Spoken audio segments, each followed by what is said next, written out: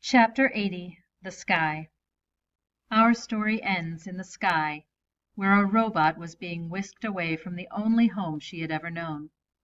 As Roz sat in the airship, broken and alone, and speeding toward a mysterious future, she looked back at her miraculous past.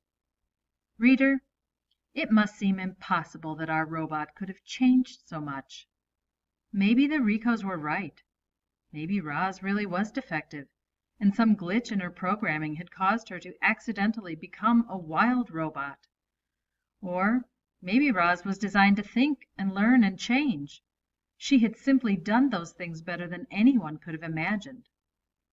However it happened, Roz felt lucky to have lived such an amazing life, and every moment had been recorded in her computer brain. Even her earliest memories were perfectly clear. She could still see the sun shining through the gash in her crate. She could still hear the waves crashing against the shore. She could still smell the salt water and the pine trees. Would she ever see and hear and smell those things again? Would she ever climb a mountain, or build a lodge, or play with a goose? Not just a goose, a son. Bright Bill had been Roz's son from the moment she picked up his egg. She had saved him from certain death, and then he had saved her.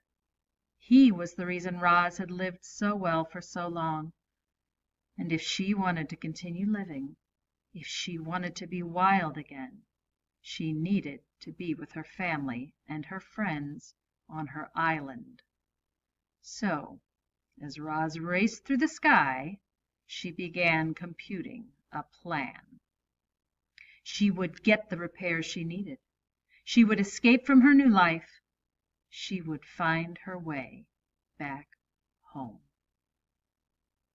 This has been Mrs. Kint from LaSalle Springs Middle School in Wildwood, Missouri, a suburb of St. Louis. I hope you guys have enjoyed The Wild Robot as much as my class has. See you next year for the next Global Read Aloud.